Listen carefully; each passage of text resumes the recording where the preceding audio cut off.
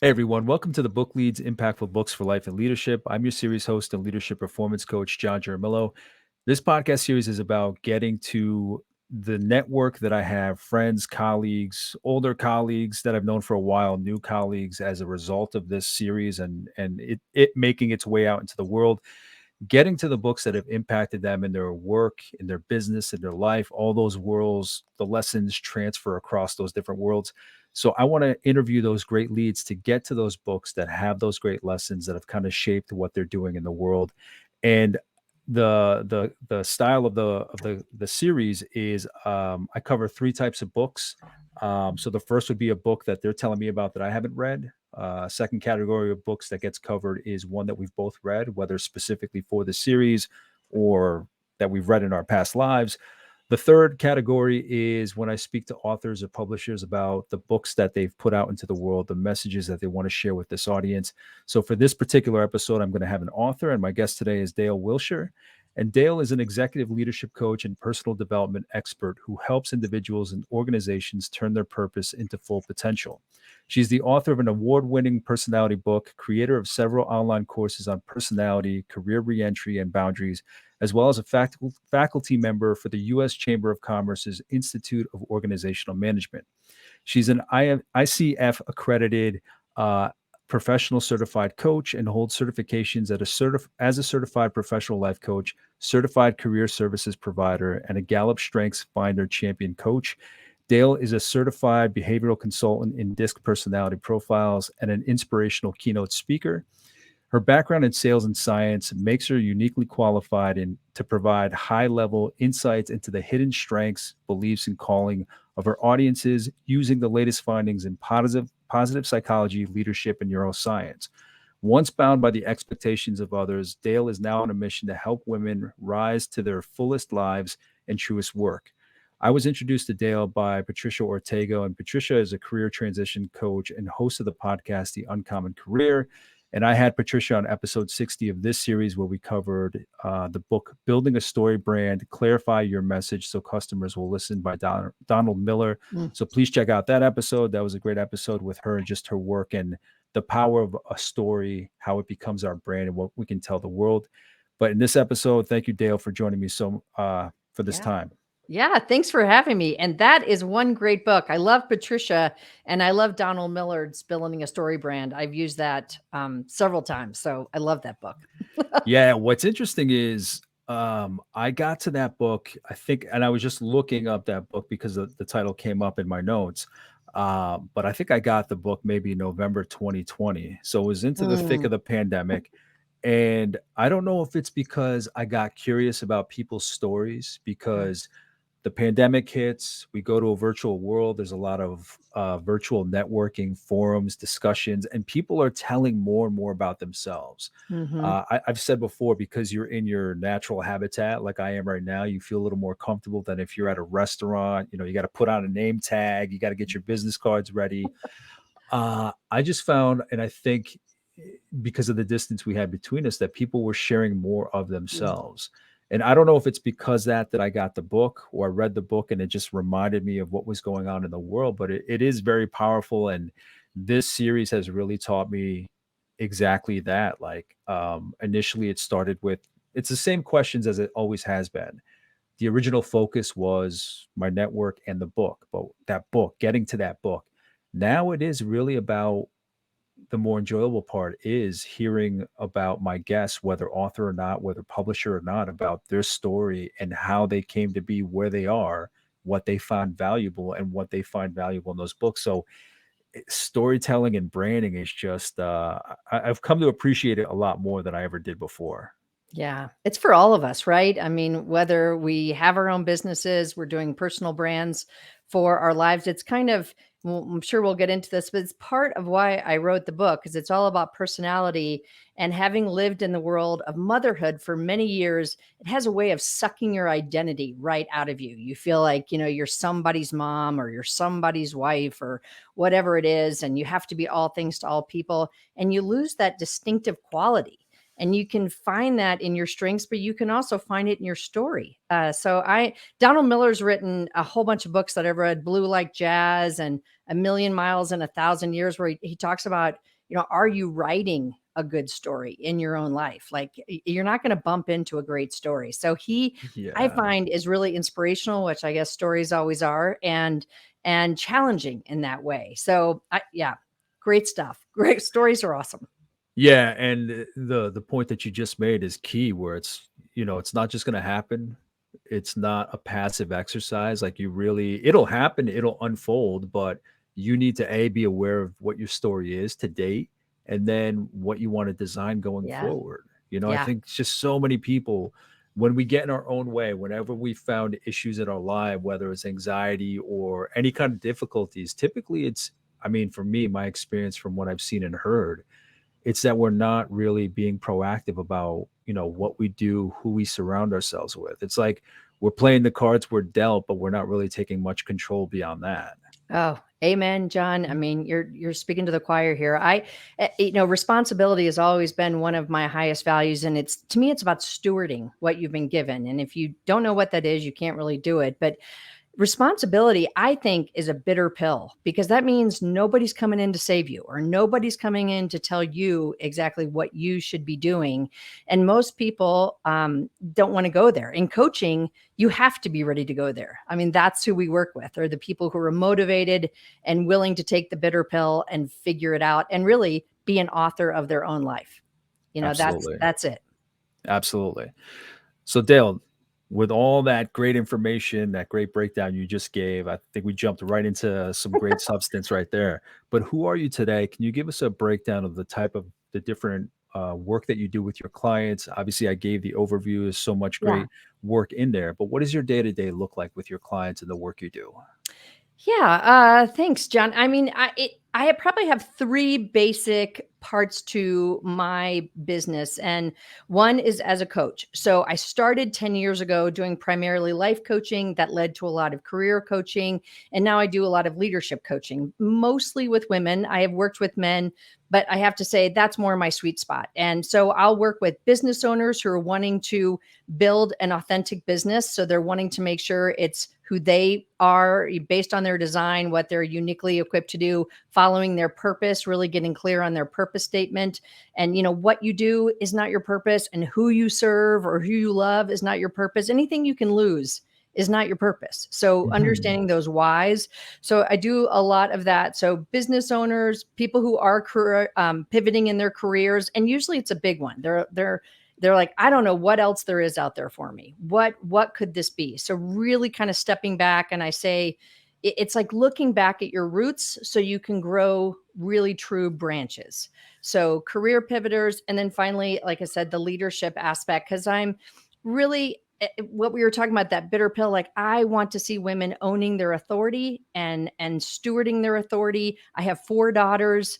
It is so important to me that they have the freedom and the encouragement to be all they're meant to be. So I do coaching. I'm also a keynote speaker. So those happen right when I used to speak in the faith-based space. It was probably 40 times a year, more regionally. Now I speak nationally. It's more like 20 times a year, but that my goals are to get that doubled. So I speak at women's conferences, leadership conferences. I have a variety of keynotes. And then I also run a membership. So I just started that a few months ago to really allow a lot of the people that I have worked with in the past or who might be interested in coaching, but maybe it's outside of their time allowance or their financial commitment, to get with other purpose driven women who really want to rise. It's called elevated authenticity. So those are kind of like the three arms of what I do with my time.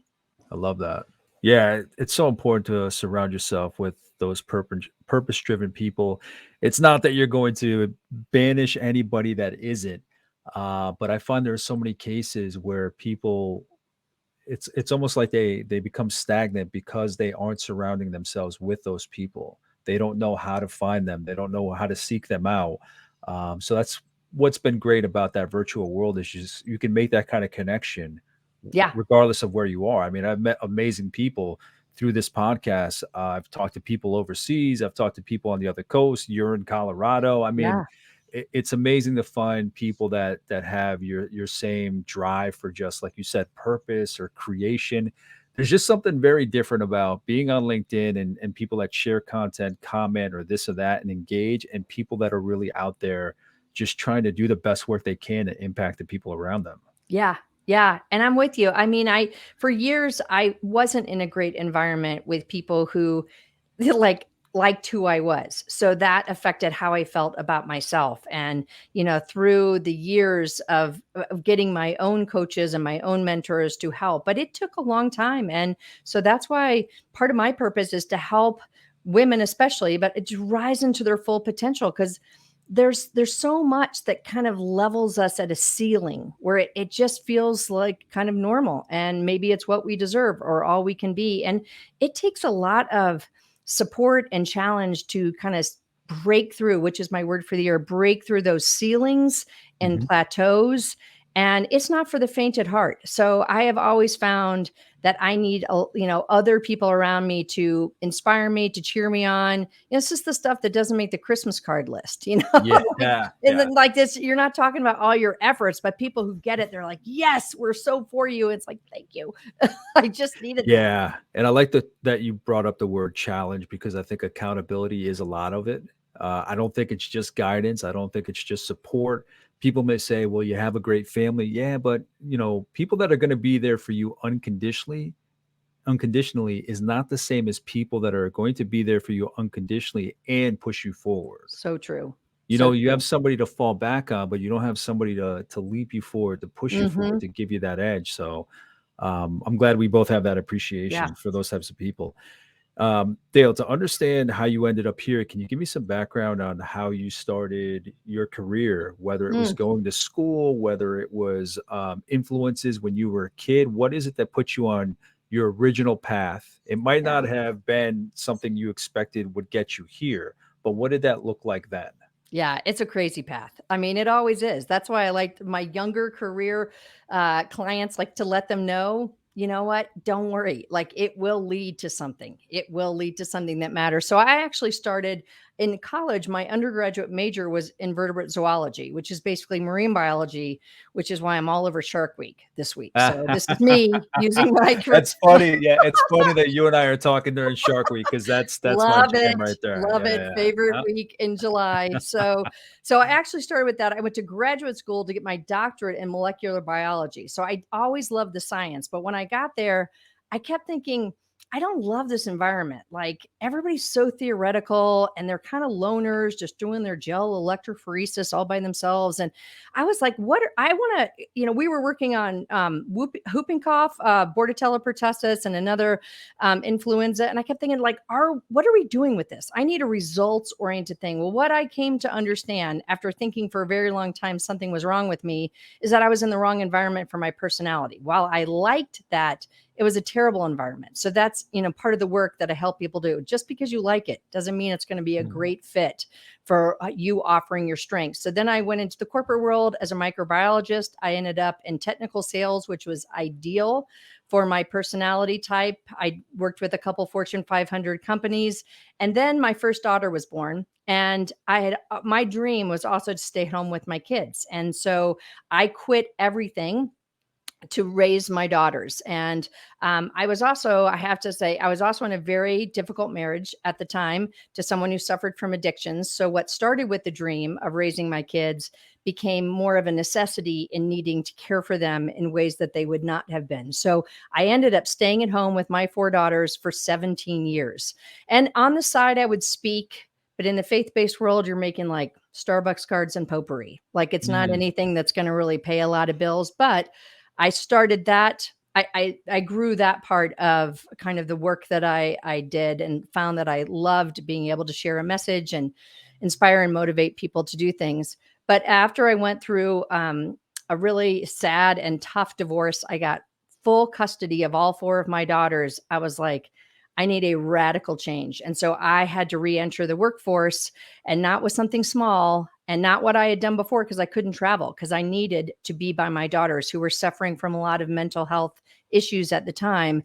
And so that's when, after surveying a whole bunch of people, I determined that becoming a coach and starting a business was the most authentic path. So I've been doing that for the last 10 years, but it's not easy. And at, midlife, to start over and to think you're falling behind, you're already 20 years behind. So when I work with people who are a little bit older who are doing that, man, I am so like inspired by their courage, and they have so much to offer. It's a part of diversity to make sure we have all ages in the workforce, and to get people in. And sometimes women would come to me and say, hey, I could, like I could be a para at the school, or maybe I should just be a barista because I could work during school hours. I'm like, please do not shoot that low. If that is your ideal job, awesome. But Yeah, if it's exactly. not, there are a lot of ways for you to contribute at a higher level and be able to build into something more. So that's what I'm pretty excited to do. And as I build my own leadership and my own team, that, like I said, it's really fun to be able to help women develop their leadership skills as well. Yeah, when someone uses those words, I should be, or I need to be, it's like, okay, why do you think you should, or why do you think you need to be? Like, if it's an innate need, okay, fine. But need is almost like you're worried that somebody's watching. Um, Mm. what was the other question I was going to ask you? I forget. Um, it'll come to me. So Can Dale, I share one thing of too, just to course, whatever maybe you want to encourage share. anybody who might feel like that or know somebody who does? So what I found out after becoming a coach and doing this work is there was a thread. There was a red thread running through all that I didn't see. And that's kind of understanding your purpose. But the reason that I like the ocean, like I don't really care about space exploration. All the good stuff's in the ocean. It's all when you go deep. And there's so much variety of life. I love life. I love growth.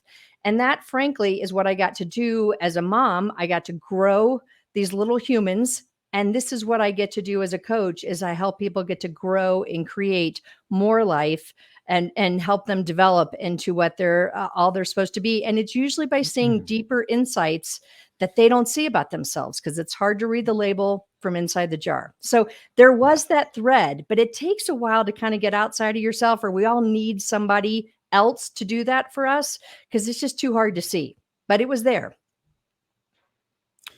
Yeah, the thing I was gonna mention was, and it plays into everything you just said, a previous guest had mentioned, that he had seen a study where I think the most productive years, they track, like, the most productive, age periods, and he said this study showed that the most productive age group was, like, people in their 60s. Yeah.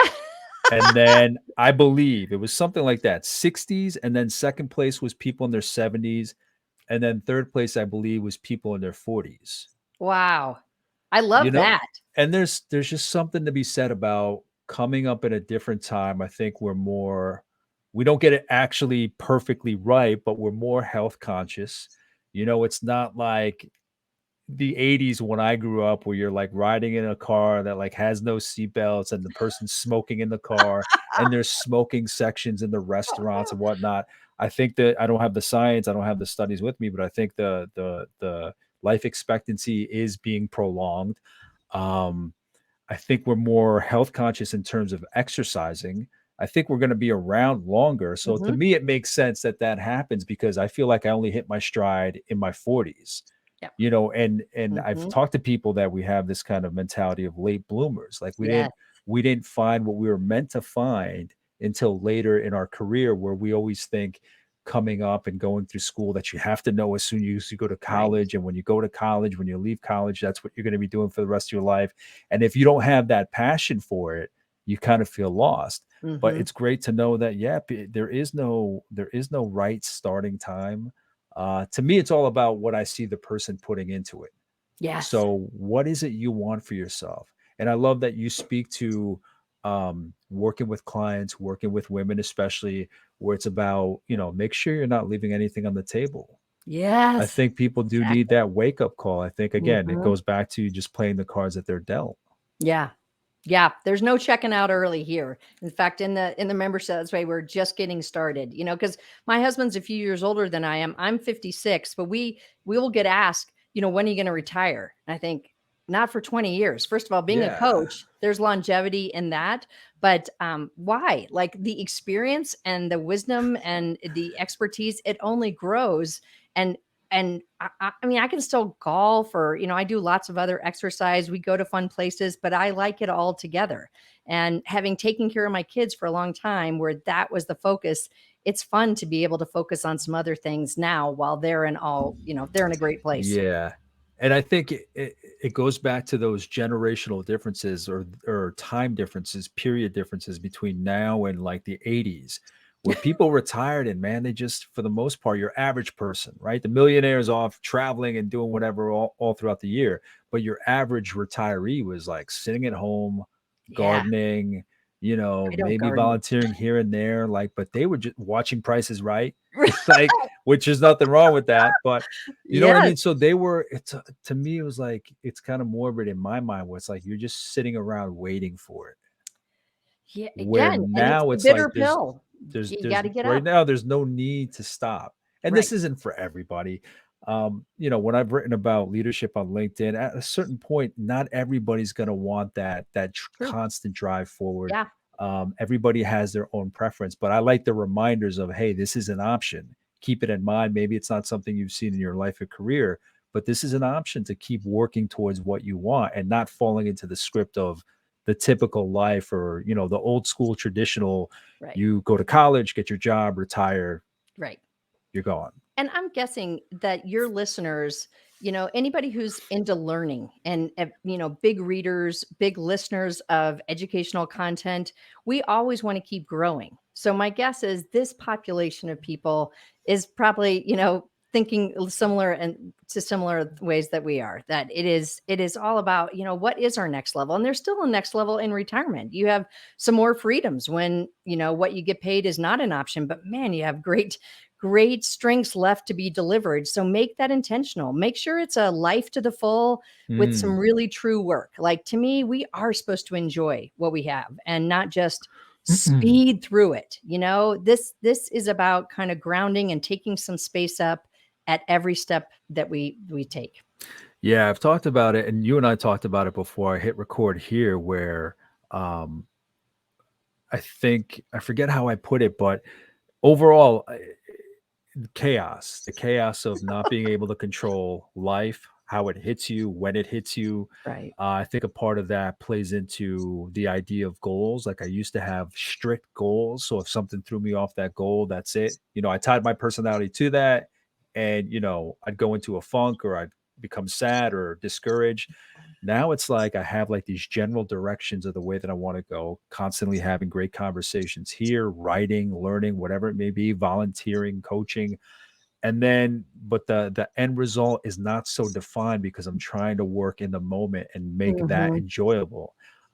So when you're always exploring like that and trying new things, my resume is just always changing because my interests are changing. So I'm lucky I have the flexibility to do that. Yeah. But it's powerful just to keep curious and explore what's Yeah. around you. Yes, yes. I might be a little bit more goal driven. I do love those goals as part of my personality. Exactly. So Yeah. my challenge is, and I remember the first time I really kind of came to this, I was out on a walk. I had committed to walking every day for that was kind of pandemic times. Like everybody, we were all out there walking. But then I was like, Am I enjoying myself? I was like, I didn't think about that. I literally need to think, holy cow, look at the freedom we have right now. It's a beautiful day. I have the freedom to go walk. So I have to remind myself of that. But I do, we still have to stay. It's the present while I'm kind of leaning into the excitement of the future. And I've always said, especially to certain clients that were more black and white, like let's create a range of acceptability. Like this is the maybe the bottom rung of Hmm. what I want to accomplish. Here is the home run, but you know what? Depending on what's going on with your kids or what age your kids are or, where your health is, anything in that range, kind of like what you're talking with more flexibility, that would still be a great result. So I think you're wise to do that. Absolutely.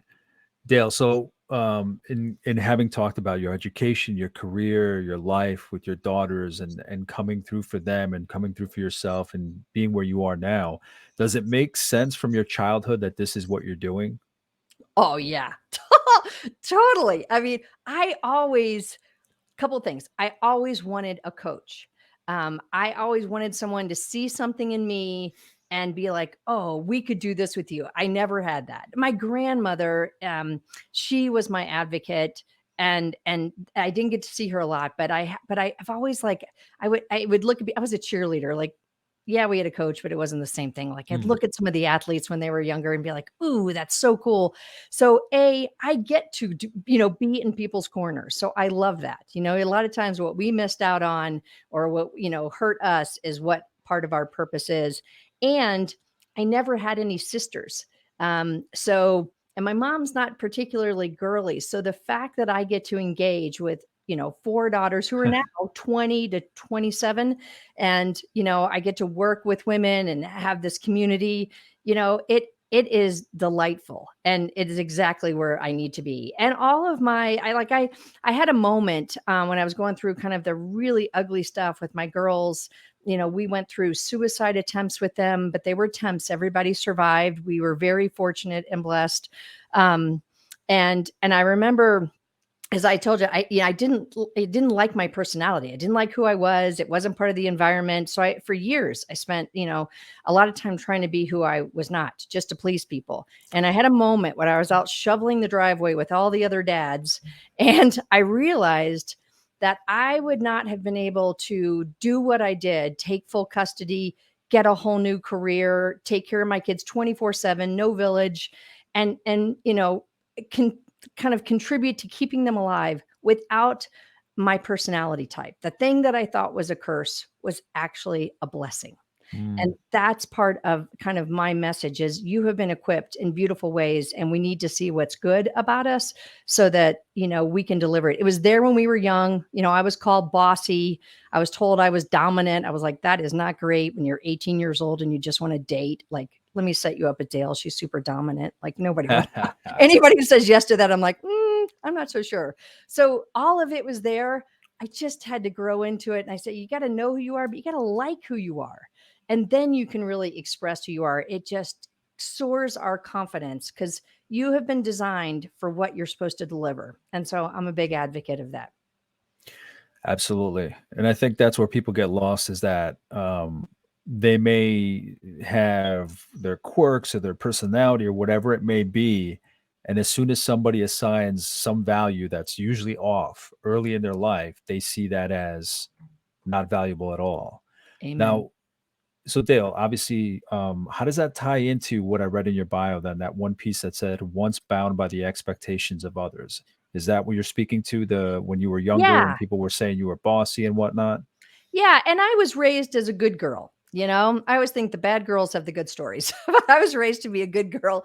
And that really is kind of like code for be a people pleaser, be what everybody wants you to be. And that was kind of the way that was kind of my family line. In fact, anything that was different was basically seen as disobedience. So, that's a tough call. Like, do I get to be me or do I, do I get to, kind of survive in this? And, I had lovely parents. And most people don't know about the differences in other people. So, that bound by the expectations that lasted for a long time. I spent way too much time trying to be other people and be pleasing to other people, instead of understanding about my design and what I had to offer. So yeah, that's a big thing. And with women, I hear it all the time. I'll in my talks on different places, I'll ask, anybody a people pleaser, and always tons of hands go up because we're kind of conditioned, and I think in part designed to really care for people, have stronger emotions, have more of that caring center. And so keeping that in the healthy zone as opposed to the enabling zone and losing yourself zone, that's more of a female issue that I see. And I want to care for people and be considerate, but I also want to be courageous and make sure I'm honoring my purpose as well as my people. Yeah, people pleasing has come up a lot in conversations that I've had recently. And it's funny, a lot of people say, I'm a reformed people Yeah. pleaser, or I Yeah. used to be. And it's almost sometimes it's like, no, I believe people are still people pleasers, but the source of that need to do it is different.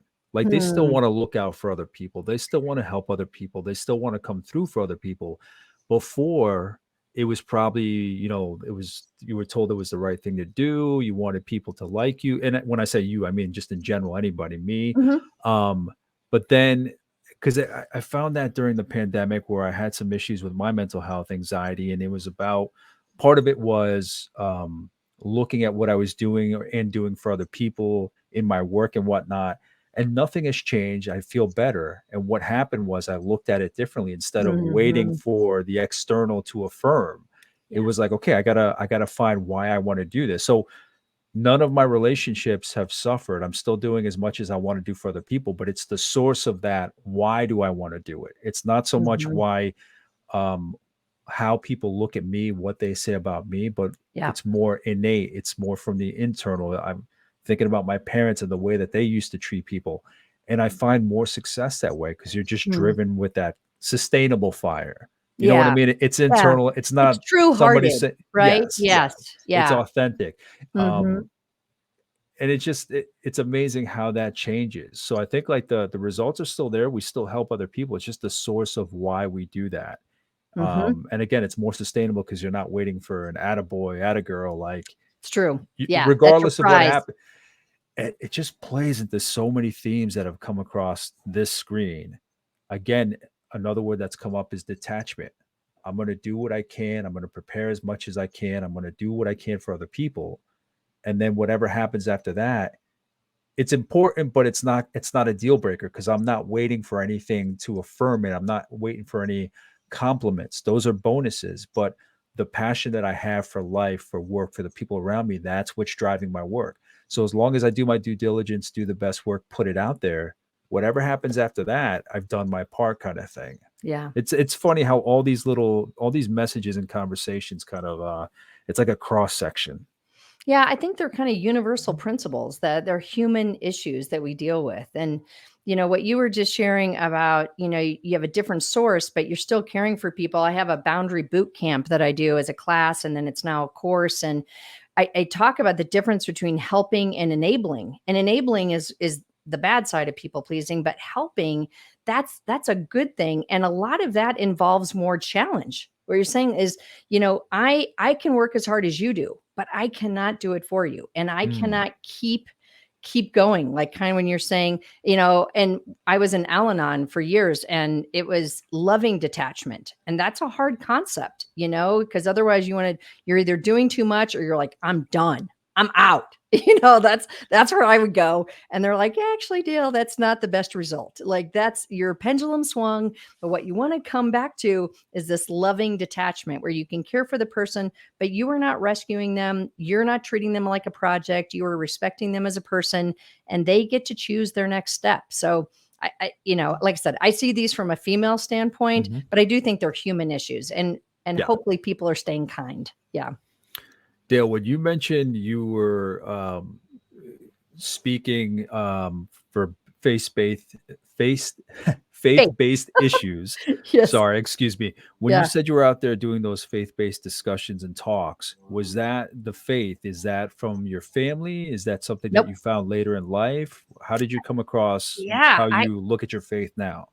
Yeah, I wasn't raised in a faith-based family at all, and, it was like some random thing in ninth grade where girls were passing notes and somebody said something, and I had a question. I had, like, a faith question. I'm like, "Well, I'm a Christian, like, right, I'm not Jewish, I'm not whatever other things I could think of at the time." They're like, "Actually, that's a choice. That's not like an ethnic thing. That's an actual choice." And I was like, "I don't get that." And they said, "Come with us." And so I went to their youth group, and I was like, oh my gosh, I had so many questions. The youth pastor's like, oh, I got a live one here. So he's answering all my questions. And I was just all in. I found, I thought God was kind of like Santa Claus. It kind of looked like that. And I had to learn, all these other things that were myths in my mind and understand, the true source of my life and, my future, all of it, my past and my future. So I actually,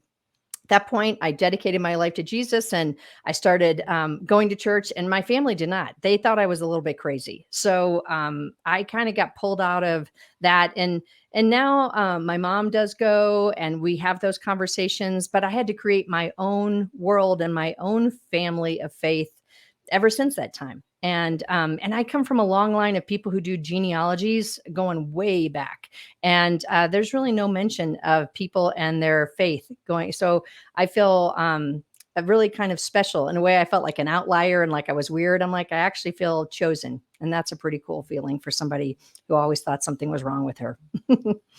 Yeah, I'm just always curious where that originates from, if it is Yeah, family or if no it's found family. along the way, so I appreciate that. Yeah. Uh, Dale, what does leadership mean to you? How do you Hmm. define it? What is good leadership? What are your thoughts on leadership? Yeah, I think leadership. I'm actually going next week to speak. You mentioned I'm at the U.S. Chamber of Commerce, their institute, and I'm talking about strategic leadership and how to be a manager who motivates. So I'm talking all about this. So my brain's really in it. I see leadership as not a one size fits all role. I see it as a high character and high execution job that is driven by your personality. We have servant leader types who kind of like open door policies and they're more in the trenches. And then we have those are more visionary. And it's so I go through like we're going to add skills to our personality strengths, but I don't ever want that to confuse you with like the basic foundation. I say you, but I mean whoever I'm talking to about what you're really gifted to do, because it's always going to come out. It's going to come out your fears as a leader. It's going to come out in your motivators and really how you're going to impact your organization. So I started to talk about leadership when I was just serving moms through the faith-based network that I was in. And that's in fact why I wrote my book, What's Your Mom Type? Because it's one of those jobs where you feel like you have to be everything to everyone. And hardly ever when I talk to moms, they ever say, I feel like a leader. I'm like, listen, the moment you became a mom, you got people following you. You are leading and you need to lead in the way that you've been created and let that, let that be your guide. Kind of like, you don't get to always pick the type of mom. We can pick our character qualities, but there's a lot of foundation. So I spend more time on self leadership than Mhm. organizational leadership because I think it starts at home. It Yeah, starts in yeah, your own heart. And if you can't regulate yourself, you can't understand yourself, you're never going to be able to really lead people well. yeah. I've had that conversation with some clients where they just wanted me to tell them how to talk to get people to listen. Hmm. And it's funny because if questions come up, questions they may have about ideas I may have about how to communicate with something that's going on in the workforce, in their place of business, or whatever it might be in that moment, in those couple weeks, that's one thing. But for the most part, yeah, it plays out to who you are as a person. Yeah. I to me, in general, very much in general, at a high level, for me, it's who you are, what's important to you, living that, and then people witnessing that. It to me, that's the communication, that's the leadership, is that communication of what's Mhm. important to you. Yes, there's like the way you communicate, the words, how you listen to others, of course, but I think like living your values, getting in tune with yourself. People forget that it's not so much starting from you to the people you're leading. Right. Like, it's a lot of self work. It's It a is. lot of self work. And if they can't see you like understanding your own values and living those out, because there's a consistency, you probably have language around them, you've named them, then they don't trust you as much. You're inconsistent to them. They don't know what they're going to get. So to me, always that some people would say, I don't want to do all this self-help work. I'm like, well, Mm, self-help is, I think, required to really lead to strong others help. If yes, you truly want yes. to do that, you got to start at home, but it shouldn't stay there. It should impact and express into other people's lives. Yeah, hopefully self-help is losing that stigma, not even because of the mental health conversation, but just in general, just getting to know who you are. Yeah. Even if you don't feel you have mental health diagnoses or issue, whatever it may be, even if you don't have any of that going on, just getting to know yourself instead of being reactive to life, being proactive and learning about Yes. yourself and finding your strengths and even your weaknesses, your fears, all of that. Yeah. um Hopefully that comes more into like the yeah, I'm just hoping that self-help doesn't continue having that stigma where it's about weakness and anything like that, that it is really about just building yourself up and learning about yourself. Well, I say, because in the faith-based world, it gets a bad rap. It looks like selfishness. People are more worried about looking selfish than actually understanding what they're there to steward. And I say, it's kind of like if you got something great in the bottom of your purse, but you have no idea it's there, like it's of no use to anyone. So it's not up to anyone else. That's the bitter pill. No one else is coming in to tell you who you are and what you have to offer. You need to understand that for yourself and then go do it and help others do it. Absolutely. And Dale, you just mentioned your book just in the last couple of minutes. Can we get to the book now? Can you introduce the book and just how it came to be? We can start off with that before we jump into the meat of the book itself. Sure.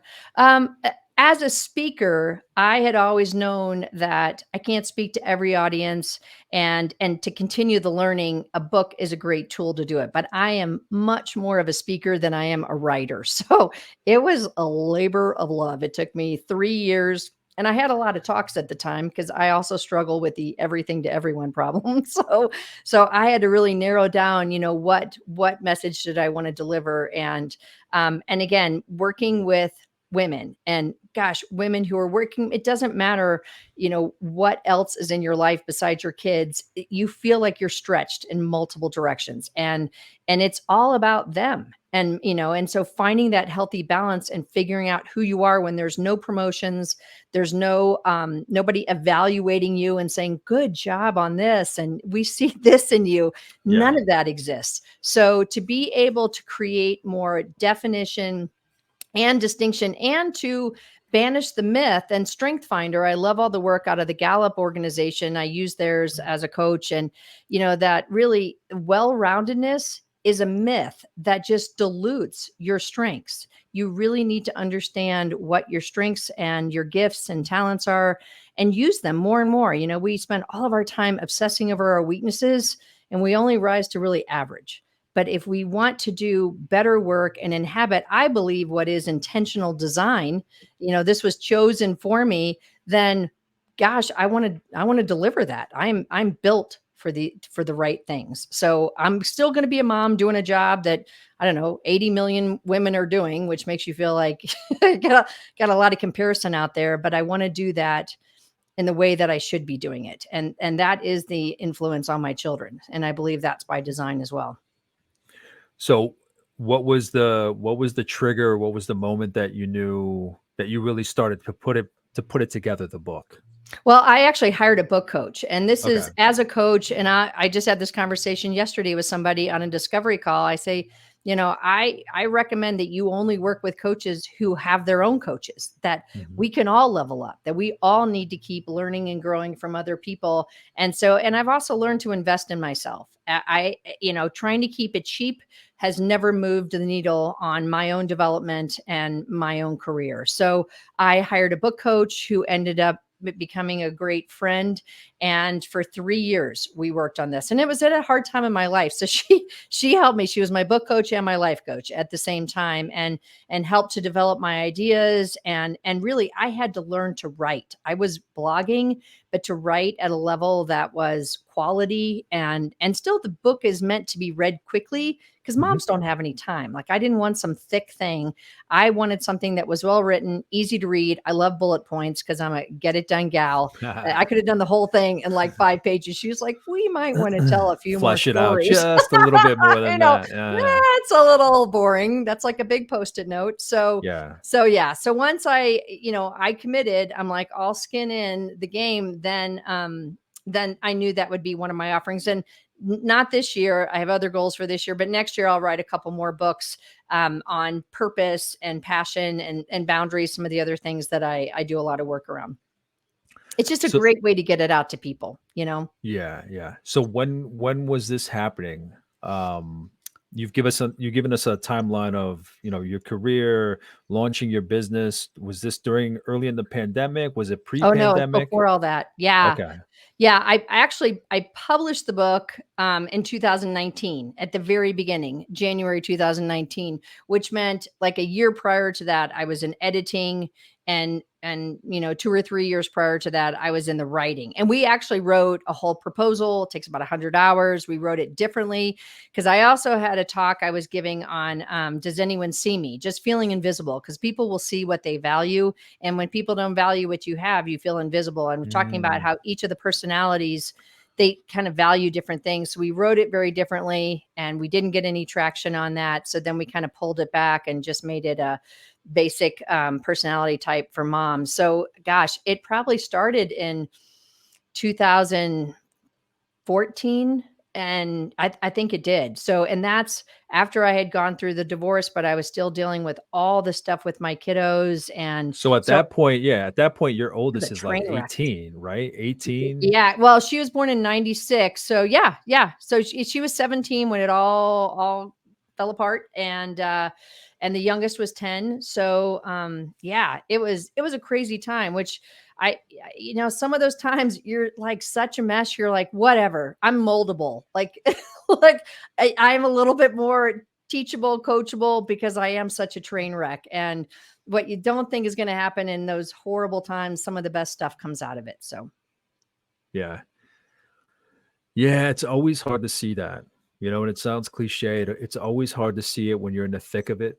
Um, Things that are breaking down, not working out, trials, tribulations, challenges, whether it be life, death, whatever it is. It's incredible that in those moments, there's just no way to see it. But then when you come out the other side, that's when you can pick up those lessons and bring them forward. yeah, I'd much rather feel like I got my life together. I don't love those times where I am a Yeah. train wreck, but that is, I mean, I But I one of mean, if my you high think about it though, Dale, I mean, you wouldn't be the person today that you absolutely. are right here doing everything that you're doing if you didn't go through those things. So true. I don't think anybody would jump at the opportunity to do Yeah, that all no, again, nobody but signs up for that. Right. nobody signs up for that. But I mean, look at the ripple effect of impact that you're having Yeah, on people through your talking, your coaching, your writing, appearing on podcasts to different audiences. true. Absolutely true. And one of my top values is humility. And so to be able to embrace, because that's what it just feels, it's so humbling when the rug gets pulled out and you're like, I'm a smart person, but I have no idea what I'm going to do next, or those kind of things are just super humbling. But I like when other people humble themselves. I love vulnerability. I think it takes complete courage. And so I got to be willing to go there myself. So at least like you were talking in the very beginning, you got to reframe everything. You've got to Yeah. see it differently. And that's one of those things that helps me. It doesn't help me 100%, but it helps me, keep moving. Dale, so okay, how is the book structured? How did you want to Mhm. put it together? What's the journey you take the reader through? Yeah, it's more of a reference book, honestly, and that way people can get in there and see about their type. So the first 3 chapters really kind of set up why this world is trying to make you inauthentic. We've got, claims of fake news, we've got all this pressure to be everything to everyone. So I go through that, and then I talk about, just the basis of personality, that, kind of like walking through a cereal aisle, like what kind of cereal do I want to have? Like, good Lord, that's kind of I thought, like, what kind of mom do I want to be? Well, actually, that's already been designed. And then I talk about kind of an overview of the personality types. And this is a faith-based book, because again, people think that they are supposed to be everything, like almost godlike. I'm like, that job is taken. I call it, that's the whole pie. The rest of us get a slice Mm, of his image. And together we're the whole pie. That's why we need each other. We need to be in community. We need to be collaborating. I can be grateful for people who do what I cannot do, where I used to be super jealous, but now I understand what I have to bring. So, I get to bring, I have to offer. So then I can appreciate the other side and what they offer. So yeah, so it sets it up in the first 3 chapters, talks about the faith-based piece, kind of my story in there. And it's very affirming. There's no judgment in this. There's actually not a lot about weaknesses, but each of the 4 personality types, which I've given them a name based on kind of what they're all about, like the social butterflies. And I don't relate them all to like Enneagram. A lot of people like that, or Myers Briggs. But I talk about them like I call them connectors, because that's what they're all about, connecting people. That's the heart. Some people will say, "Oh, you're just too into social media." Like, actually, they're trying to connect. So I go mm, through kind of a quick thing, like your top 5 superpowers, your top 5 weaknesses, because it's good to understand, and how they source from one of your strengths. They're just strengths that went too far. And that way we don't throw them out, but we manage them. I talk about self-care needs, your 5 self-care needs, your 5 triggers, and your 5 leadership factors. And then the second chapter for each of the types is strongly faith-based. I talk about how you're like God, and like with the connector, I'm like, you like to talk.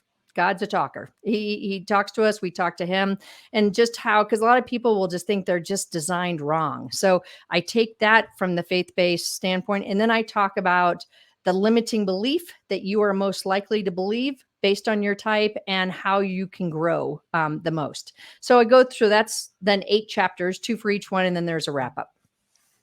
So that way you can kind of go to yours, and most people will have a major and a minor. I do have a test that people can take in there. You don't have to go online and do that. In fact, be careful about free tests because they usually give you a stress reaction and not your real type. But so there's a paper test in there, and then you could just go to your type and read about that. And if you can look at your major, your minor, you can read. Then you start thinking about other people in your life.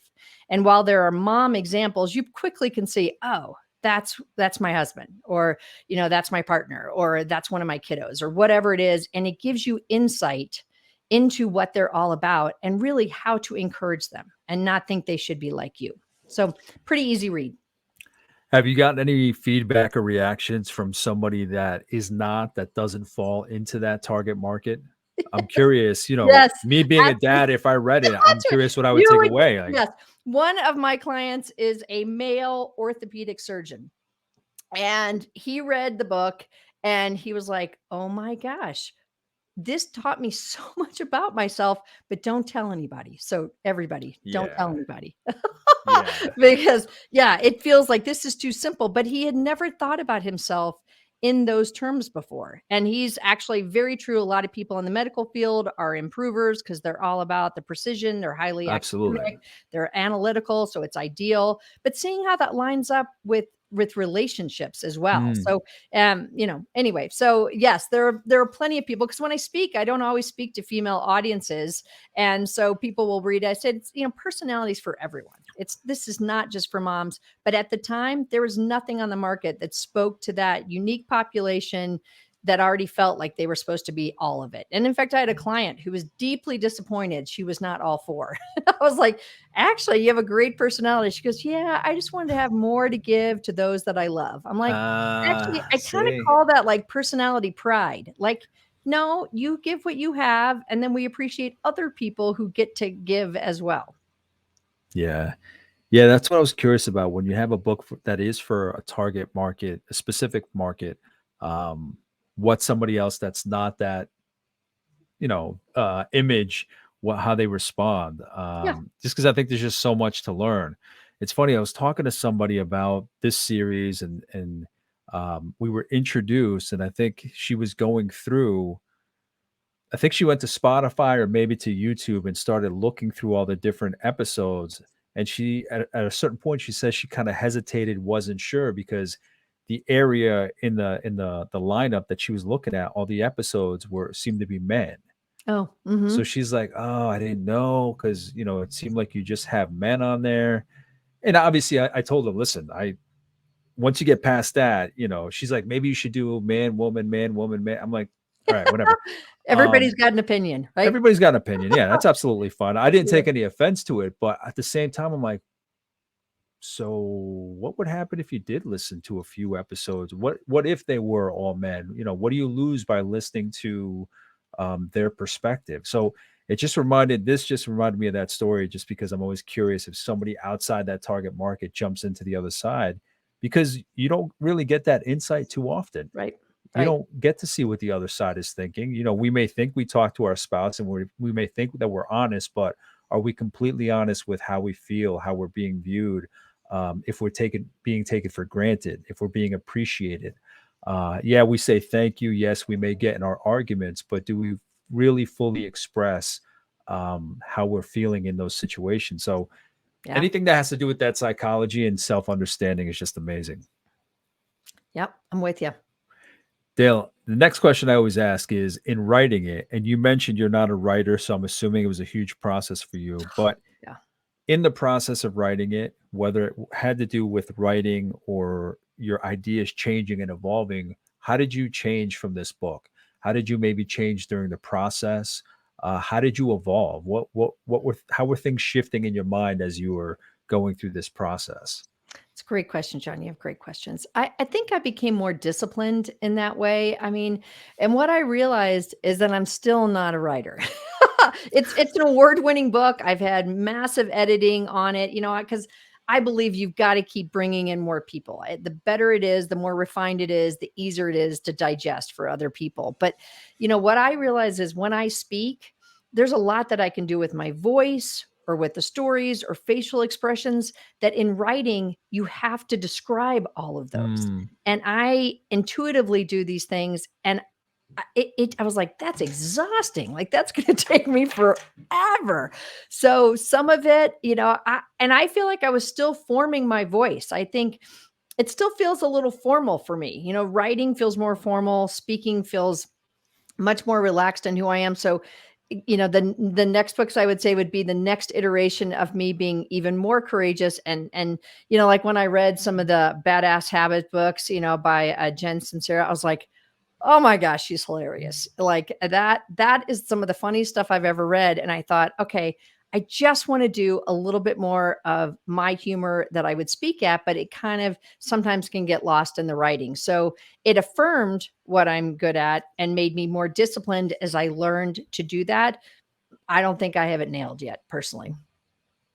Yeah, I mean, it's practice. It takes practice. It takes permission. You have to give yourself permission. You always feel like you have to sound so formal, so Oh gosh. maybe authoritative in the field that you're covering, but there's something about just putting down your voice as you would normally speak it out, putting it to paper that way. And if you need to tweak it a little, you tweak it, but it is a process to really get to what your natural voice is. Yeah.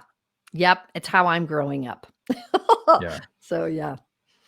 You had mentioned next year, I don't know if you said you wanted to put out a couple books. I heard you Yeah. say a couple Yeah, books. couple books. I like So little books. Yeah, I okay, don't mind okay. saying I I so appreciate that as a reader. I appreciate yeah, that. Like, I appreciate the smaller books yeah, that are chock literally full of small. information Exactly. instead of Telling these things that are like tomes, like a I Lord of the Rings kind of no. know.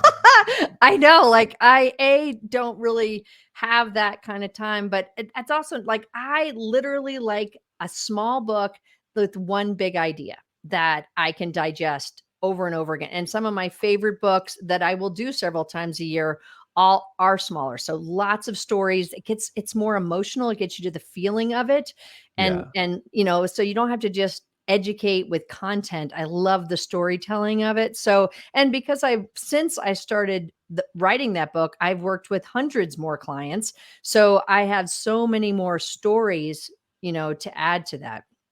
So next year will be a couple books and then Couple each books. on each on some of those topics that you talked about before, like passion and Yeah, I'd say the big 3 that you need to know, whether you're doing a career pivot, you're, determining should you go for the next level promotion, and if so, why? Like you're saying, it's all about the why. You've got to understand your personality, your passion, and your purpose. The passion mainly being your core values, more so than just those interests, like I talked about with science. I still use a lot of science in the work that I do. Coaching is based on positive psychology. We use a lot of neuroscience, so I still get to do that, but it's got to be what your core values are. So probably one that incorporates all 3, but with the personality, I've written that book. This would be for all audiences. It would not Mhm. be faith-based, but it's me. So you might get some references here or there about how I think about the purpose behind your design or the intention. And then I will probably write one on boundaries. Again, I have a whole boundaries boot camp. So all this stuff is just putting to paper what I've been talking about in my courses and my messages for a long time. So it should be easier. Should not take me 3 years this time. Yeah. What lessons do you hope others take from the book? So when somebody Mhm. recommends your book, what do you hope that they say about the book?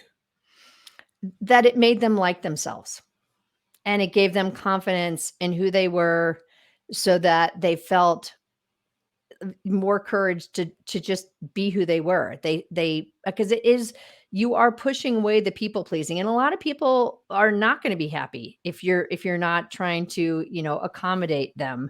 So I think to people to feel like they have been challenged and empowered, but very very affirmed in who they are. That there is nothing wrong with you. We always overlook our strengths and we miss what's great about us. So when people say, I understood myself better, and one book is not going to be the end all be all, but if it could take people to the next step, I understand myself better.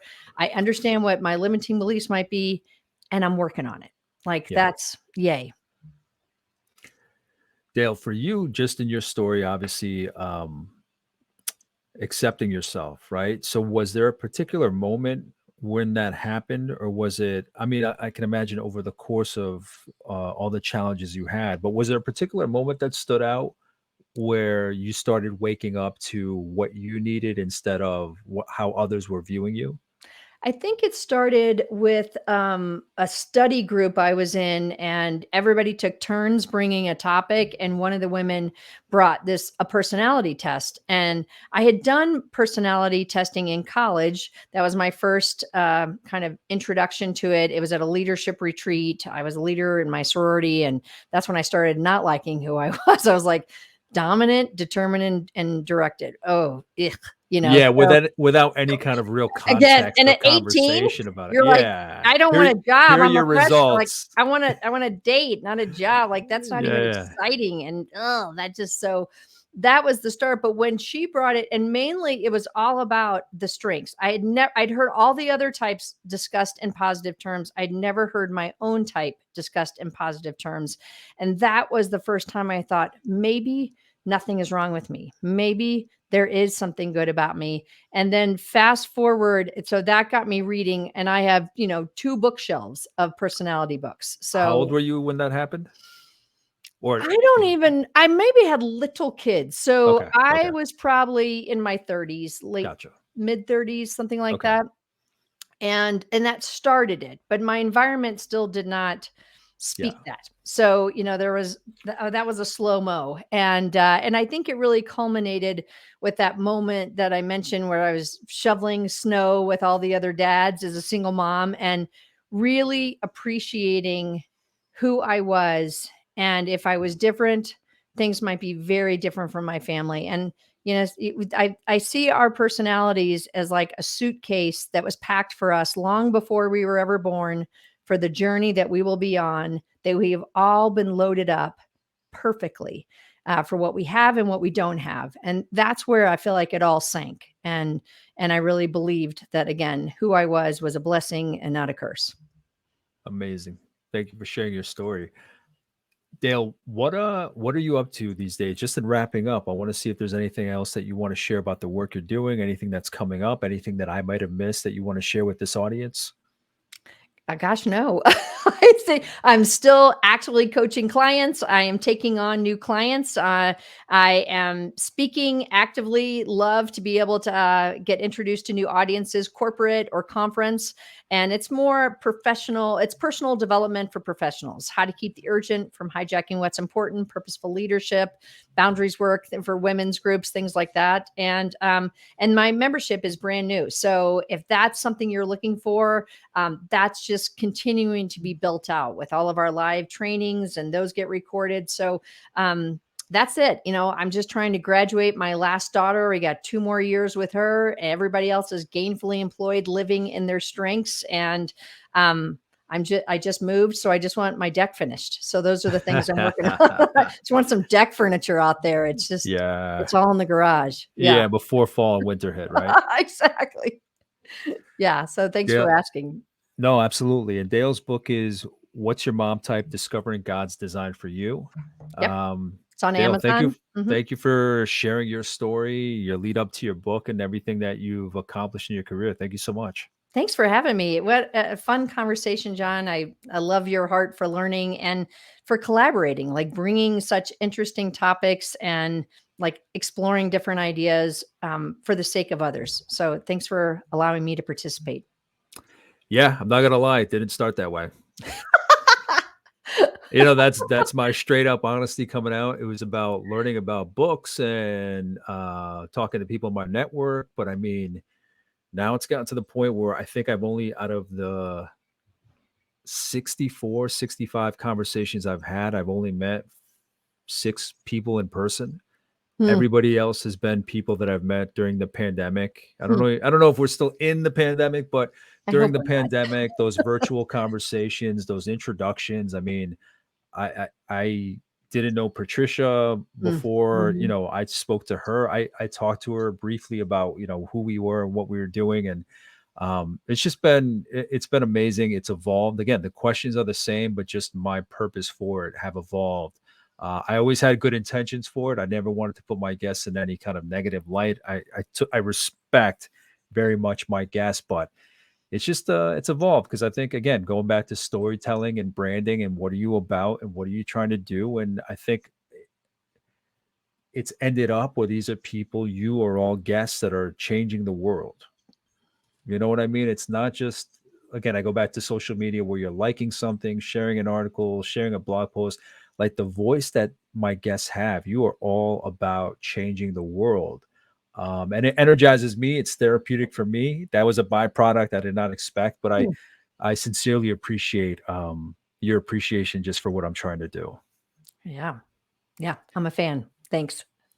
Thank you so much. So, if there's anything that I might have missed that you think I should have covered with Dale, just reach out, let me know. I'll reach out to her, see if there's any feedback or any answers that she can provide based on anything that I get. So, in the meantime, thank you for watching and thank you for listening, and I'll talk to you soon. Take care. Bye. Bye.